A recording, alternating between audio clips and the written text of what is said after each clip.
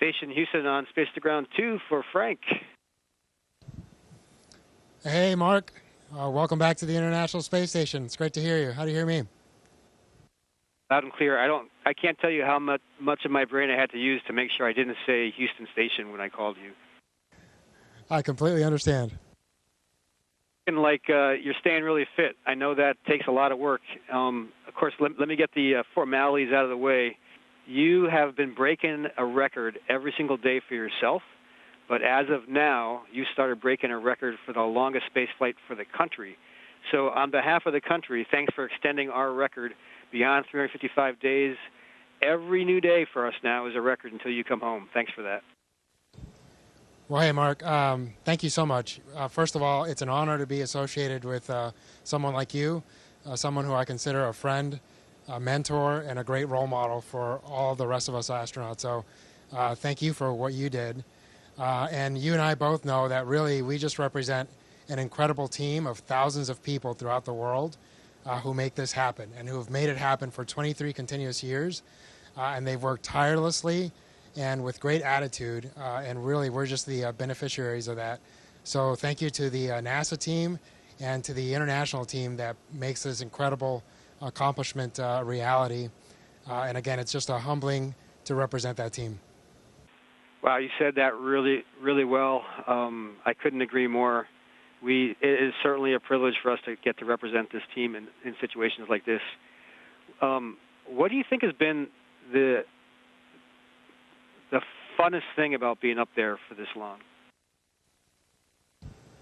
Well, I think the thing that I'm most proud of and really the most fun thing is really that right now I've been in space with 25 other people, and by the time Laurel and her crew get here, it'll be 28, which is pretty phenomenal.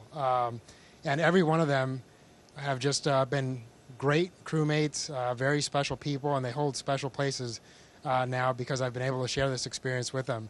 And just to think that, I got here, and of course, Soyuz 67 was still here.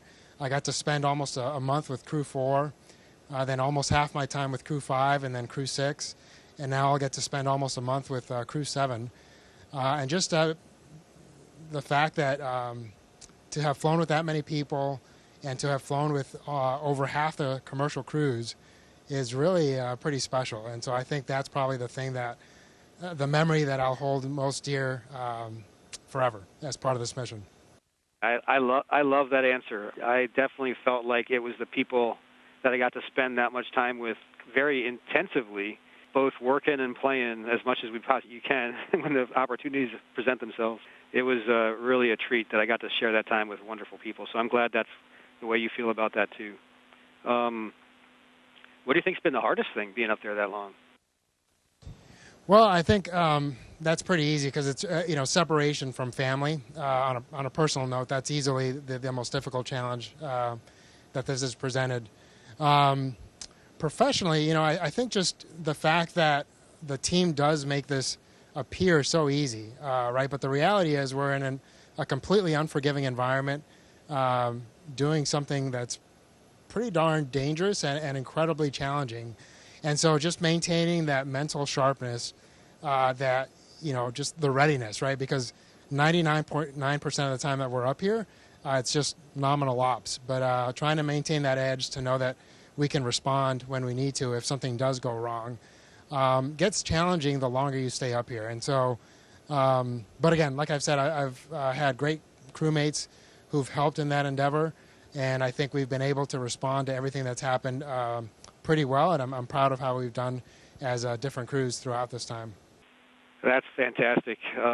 It's nice to have someone I can share these experiences with because that is all true. In fact, am I right? You've done 3 EVAs, been a suit IV for 8 additional EVAs, and in the process basically upgraded the power supply system with the IROSAs for half of the space station?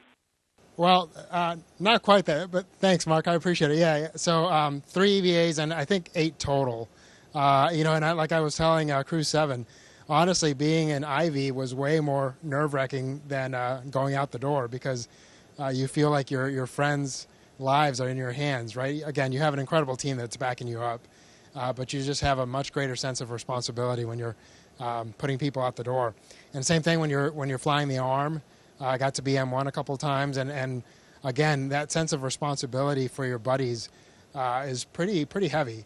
But the EVAs themselves were just fantastic, as you know, the views, and really the fact that it's just such a challenging thing that you take so much preparation, and then you go out there and you execute it, and then the team just comes together, watching that many people work, put so much time and effort towards something, and then seeing it go smoothly is just pretty incredible.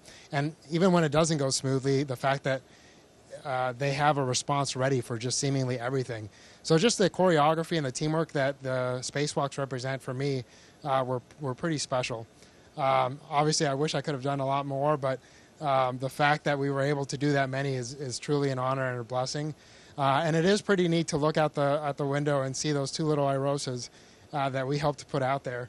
And that's pretty cool. So yeah, again, something that I'll always cherish and holds dear in my heart. Being a suit IV, did you end up feeling a lot more confident on your fifth time doing that than the first? Not really, to be honest. I think it felt pretty steady the entire time. Again, it helps to have a team that's backing you up.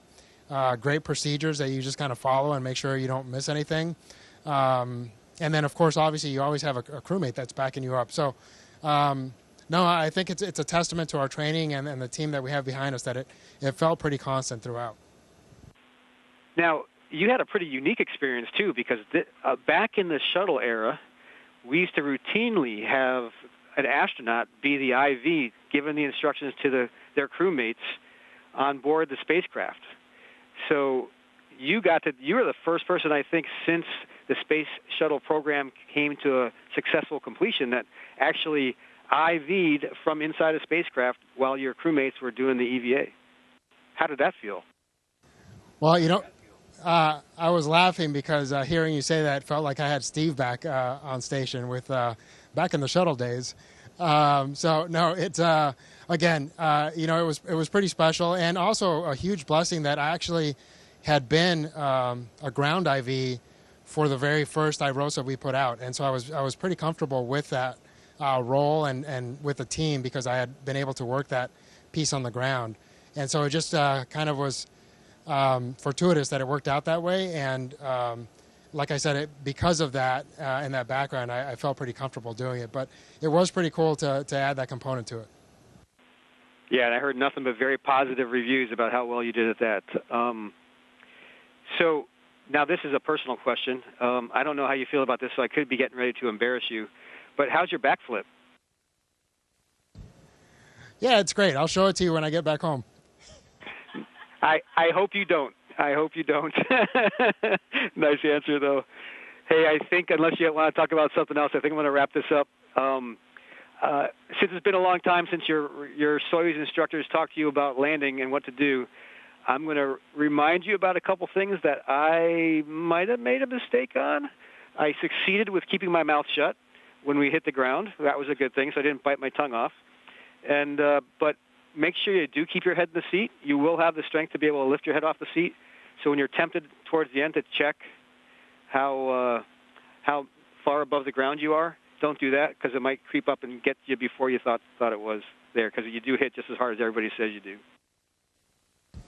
Yeah, the good thing about that is that I'll have some help because I think my spine has extended just enough that I kind of am wedged into my seat liner, so I shouldn't move very much at all. But yeah, the only thing I want to address, Mark, is really the fact that to just acknowledge my family because they've been the key component. As much as I appreciate the team and how critical the entire human spaceflight team has been to this, really my family has been kind of the cornerstone that's inspired me to hopefully keep somewhat of a good attitude while I've been up here. The resilience that my wife and kids showed, they faced a lot of challenges this past year, and they just thrived throughout the whole entire process. And so having that really made it so much easier to be up here, and I'm incredibly grateful for them and for that. And so I just wanted to give a acknowledgement of that and a shout out to them. So I'm incredibly proud of them and obviously excited to be home with them. So thanks again, Mark, for everything. and I look forward to seeing you in a couple weeks. Likewise, Frank, good words, very good words. Houston ACR, this completes the event. Thank you for all the participants, and we are going back to operational communication.